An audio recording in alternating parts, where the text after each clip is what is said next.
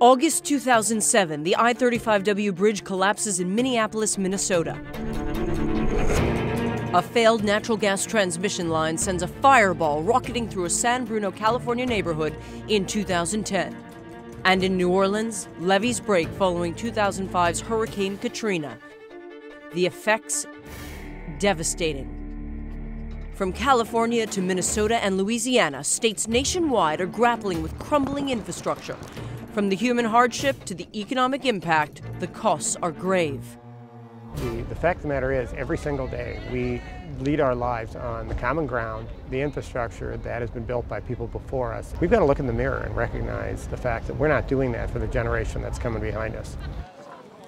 Minneapolis Mayor R.T. Ryback. That commitment to having infrastructure that helps everybody succeed is frankly broken in every part of America. And not only is it causing major disasters, but daily roadblocks as well. Congestion in 2009 caused urban Americans to travel 4.8 billion hours more and to purchase an extra 3.9 billion gallons of fuel.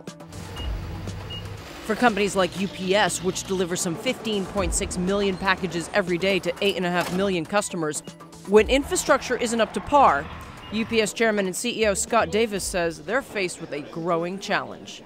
Back in 2006, 2007, the good economic times, we saw a lot of congestion in the ports and in the rail system and in the highways.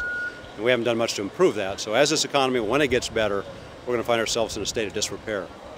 In fact, UPS says that a 5-minute daily delay for every vehicle costs the company $100 million per year. And while the state of our nation's infrastructure is problematic, the currently proposed solutions are controversial. Phineas Baxendahl is with US PIRG, the Federation of State Public Interest Research Groups. I think we as a country need to look in the mirror and decide what it is we want, and we're going to have to pay for it. You know, traditionally we've done that through the gas tax, which hasn't been raised since the early 90s. If we have to decide whether we want things badly enough to raise the money for them. Secretary of Transportation Ray LaHood. The president has made it very clear, in a very bad economy with unemployment hovering around 9%, it's not the time to be raising the gasoline tax. Do you think it's a good idea? I think it's not a good idea to be raising the gasoline tax in a very bad economy. Then there's also the demand for a new long-term transportation bill. We're currently on the 8th extension of a 2005 bill. We need to get Congress to pass a bill. That is our most important priority. We need jobs in America. We need to bring down the unemployment rate. And the way to do it is to pass a transportation bill. A transportation bill equals a jobs bill. The transportation bill oftentimes doesn't appear to be about transportation. Any assurances that if and when it finally gets passed this time around, that it will actually go to structurally deficient bridges and things like that? This money will go to build America's infrastructure and rebuild bridges, rebuild roads, help with ports, help with transit systems, and also continue our efforts with high-speed rail. NBC News consultant and former Pennsylvania Governor Ed Rendell is co-chair of Building America's Future Educational Fund, a national bipartisan infrastructure coalition. The United States Department of Transportation estimates that $1 billion of infrastructure spending produces 30,000 jobs. Good paying jobs that can't be outsourced. You can't outsource working on this bridge to China or India. That's pretty straightforward. The White House believed they did have a solution to create jobs and help address our nation's infrastructure crisis. It's a bill that would put people back to work rebuilding America.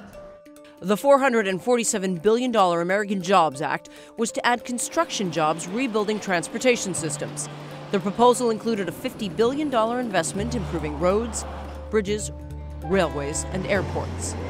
We're the country that built the Intercontinental Railroad, the interstate highway system. We built the Hoover Dam, we built the Grand Central Station.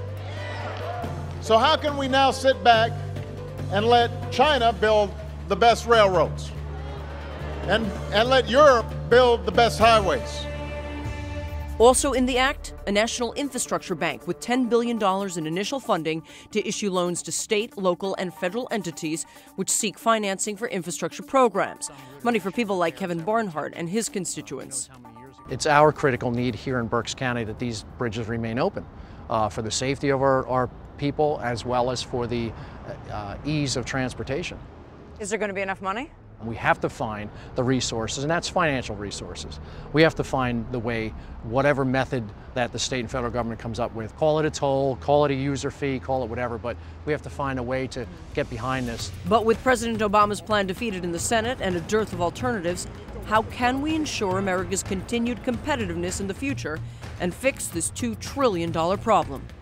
UPS's Scott Davis says we have no other option but to improve our infrastructure or fall further behind on the global economic stage. It affects UPS, it affects this country because it becomes a bad place to do business and invest. I think if we want to be competitive, we have to have better ports, better rail systems, better airport, air traffic control systems, and better highways. And if we don't, people will go other places to invest. While the debate rages in Washington, some states are taking matters into their own hands and have found another way to build those better highways. Without this influx of money, there are a lot of projects that may not have happened at all. Up next, the alternate route to recovery, when the race to rebuild America's infrastructure returns.